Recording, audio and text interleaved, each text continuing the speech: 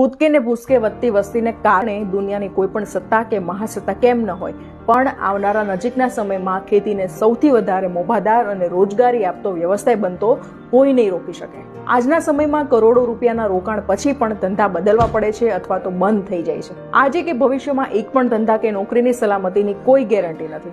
તેમ છતાં એની સામે સૌથી સુરક્ષિત વ્યવસાય ખેતી જ હશે. માટે મહેરબાની કરીને જમીન વેચતા જ નહીં. તમને અંદાજો પણ નહીં હોય કે ડિજિટલાઇઝેશનના કારણે આવતા 15 થી 20 વર્ષોમાં વિશ્વમાં સંપૂર્ણ પરિવર્તન આવી જશે અને લગભગ 2035 સુધીમાં કમ્પ્યુટર મનુષ્ય કરતાં પણ વધારે હોશિયાર થઈ ગયું હશે.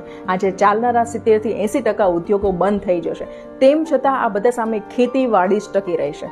એક ઉદાહરણથી તમને સમજાવું તો 1998માં કોડાક કંપનીમાં 1,70,000 કર્મચારીઓ કામ કરતા હતા અને તેઓ દુનિયાના 85% ફોટો પેપર વેચતા હતા. થોડા જ વર્ષોમાં ડિજિટલ ફોટોગ્રાફીએ તેમને બજારમાંથી બહાર ફેંકી દીધા અને કોડાક દેવાળિયું થઈ ગયું. તેમના બધા જ કર્મચારીઓ રસ્તા પર આવી ગયા અને તેવી જ હાલત નોકિયા કંપનીની પણ થઈ. પણ પ્રાકૃતિક ખેતીને અનુસરતો ખેડૂત ક્યારેય બેકાર, ગરીબ કે લાચાર નહીં રહે અને પ્રાકૃતિક ખેતી આધુનિક વિજ્ઞાન કે ટેકનોલોજીની ઓશાળી પણ નહીં રહે.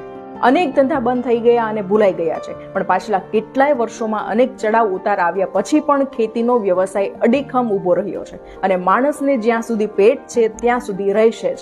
ગમે એવા ભૂખમરામાં પણ પોતાનું પેટ ભરવા માટે ખેડૂત સ્વનિર્ભર તો રહેશે જ. જો આવનારા સમયમાં વ્યવસ્થિત આયોજન કરશે તો બજારનો માલિક ખેડૂત પોતે જ હશે.